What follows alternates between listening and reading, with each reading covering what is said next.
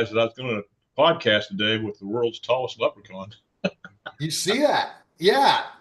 Vanessa, my fiance, got me the shirt last year, and I decided I want green today.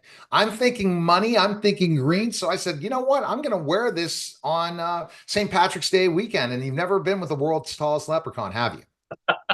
No, Well, you can't wait to meet me in person, right, Alan? Six foot there you 10. go.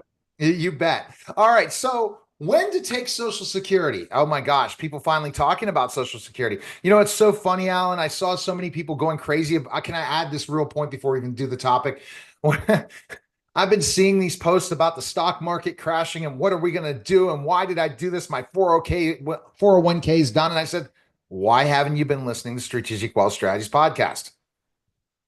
Yeah. Right? I mean, seriously. I even commented and put Alan at Alan Porter based on one of the things. So, okay. Our topic today is when to take Social Security. This is a very important question. I've heard that over 80% of people take their Social Security to the to their detriment. Tell me what that deterrent. What does that mean? Well, I mean, I can't. There's over, I think, 120,000 different ways to take your Social Security, and but most people take it to their detriment if they're healthy and everything. And if the big thing is if you need it. That's the big thing. The other thing is your health, and well, the first thing you need to consider is your health. If you don't think you're going to make it to age 75, then take it at 62. But there's a problem with this because if you were working and you take it at 62, this year $1 will be deducted for every $2 you make, and it changes every year. So if you make more than $23,500 in an extra job, please understand the average age for a man now is 74 and 80 for a woman. Now, that's come down a lot from what I used to say because it depends on who you get the information from. I've got people saying that 85 for a man, 87 for a woman, and now this is one of the latest things that came out from I think the SS Social Security Administration, 74 and 80 for a woman. But it's just basically what you need to understand is your health, the income need that you've got to have because you've got to have guaranteed income in retirement. Absolutely. If you don't have guaranteed income for retirement, it's a big problem, right, Alan? So I mean, because you're getting this big number coming out, right? And it's not a great situation. And taxes are going to keep going up. I mean, that's going to happen at one point, right, Alan? Well, I'll tell you what, if Trump gets his way with all these tariffs and everything, the taxes may not be going up at all. For a little bit. We had to Yeah, ride the wave, Alan. yeah, you're right there. But there's a lot of misunderstanding what is going on in the political situation right now. But I don't want to get into that. But there's many factors that you need to take into account when you take your Social Security. Like number one, the health that I just stated. Number two, the amount of money saved in your retirement. Number three, this is very important. Where's the money saved for retirement at? And extremely important, does that money that you've saved for retirement give you guaranteed income? And this is, I just cannot express the importance of that because the average amount, and this, like I said, this changes with whoever you talk to. The average amount in a 401k for a baby boomer is approximately $249,000. And that can be gone within 5 or 6 years. It depends on the rate of rate of distribution that you take. But there's many problems in the stock market because it's a risk compounder. They can't protect you from sequence returns risk, which many people don't understand. And real quickly, if you have a loss in the first 2 to 3 years of a 10 or 20-year period as compared to a loss in the last 10 or 20-year period, you're going to be out of money anywhere from the fifth to the ninth year. And people ask me, well, Alan, what do you mean by that?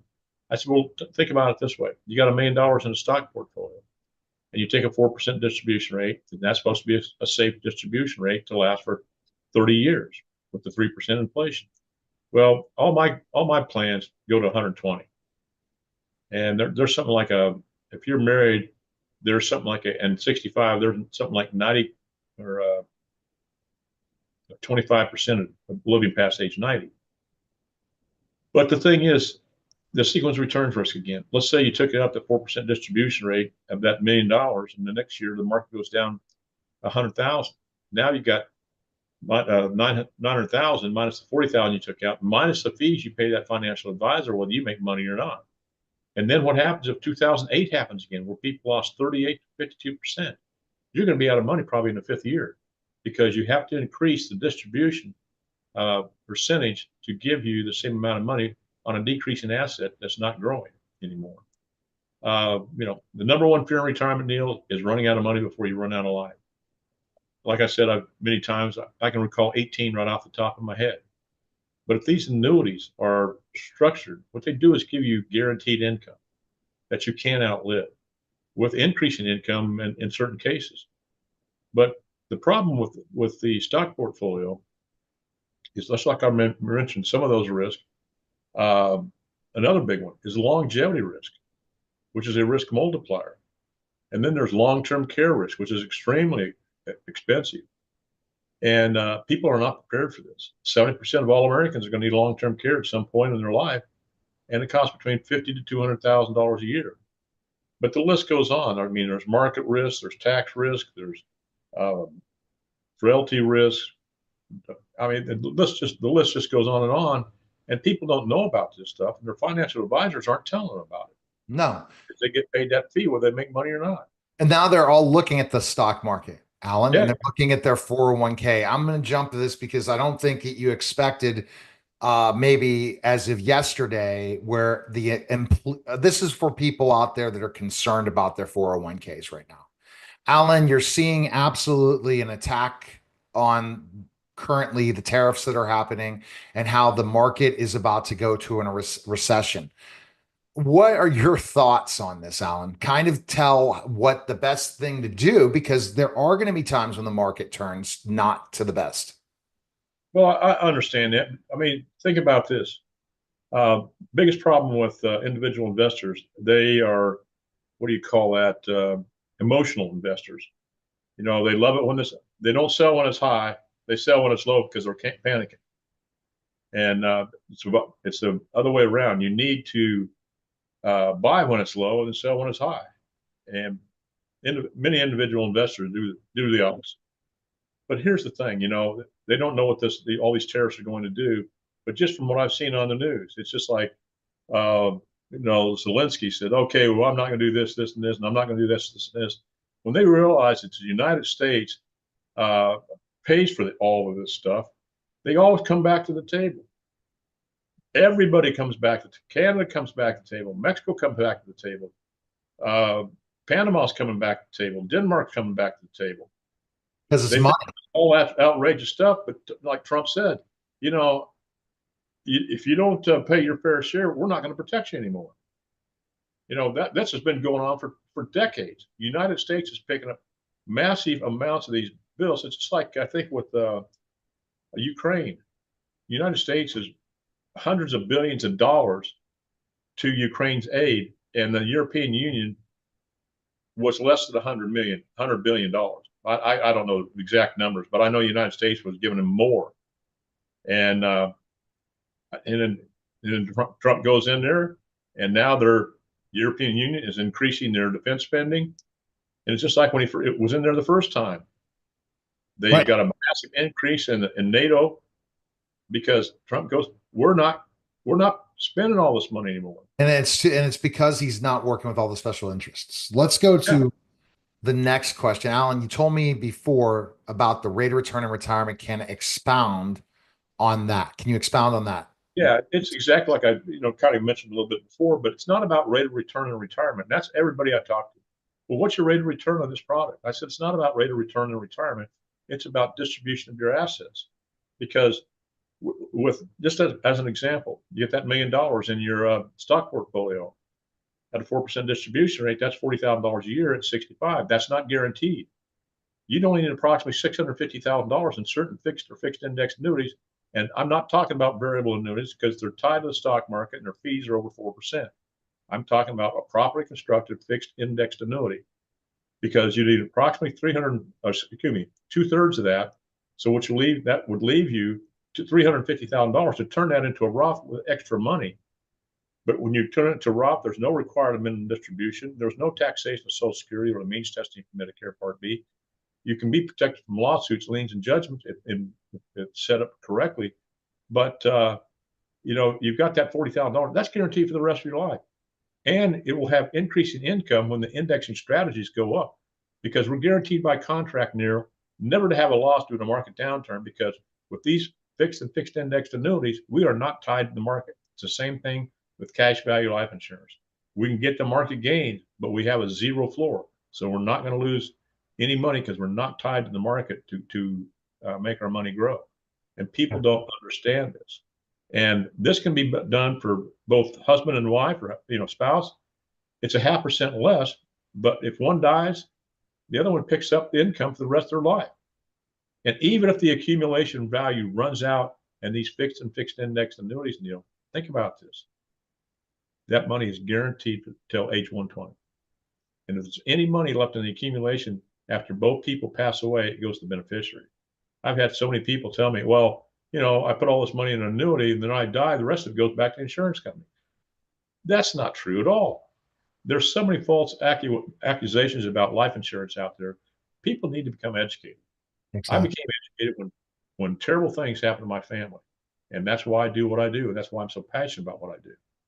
But I mean, I can go on and on and on, and as you know about this stuff, because people are not educated. They need to think outside the box, conventional financial planning, and learn what's out there.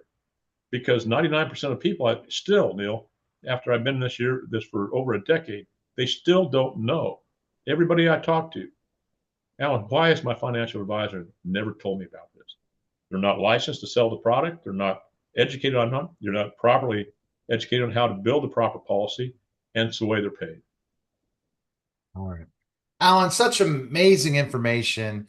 And I think that the thing that you really do is you play a conservative route, consistent growth over time.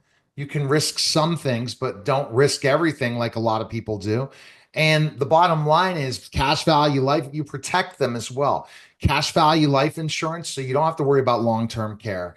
You don't have to worry about specifically the sequence returns risk, all these different things. So starting now early, working with you will not just protect you from your money, but protect you from your life, protect your loved ones, protect everyone around. And that's why you're so passionate about this. If you just go into a stock market, that's not going to protect you. That's just, and become your own banker too. Yeah. I mean, it's like I tell everybody, I'm not against the stock portfolio, but when you go into retirement, you can't take on risk. So part of it needs to come from your stock portfolio, but then you've got to have other buckets of money. It used to be like three buckets of money: your pension, which very few people have anymore, Social Security, and your 401k. Well, now we don't have that. The people's savings are dwindling. They don't save nearly enough. And but people say, well, I'm diversified in my stock account. I said, no, if you're in the stock account, that's all you're not diversified in anything. When the market goes down, the market goes down. You may have a couple of select stocks that don't, but for overall majority, 99% will go down when the market goes down. But there's so many things out there, Neil, that people need to understand, and they don't. Right. Again, go to email him at strategicwealth, the number 0@gmail.com, or call him at 910-551-1046, or go to strategicwealthstrategies.com. Appreciate it, Alan. You bet. You guys have a great weekend. All right. That was the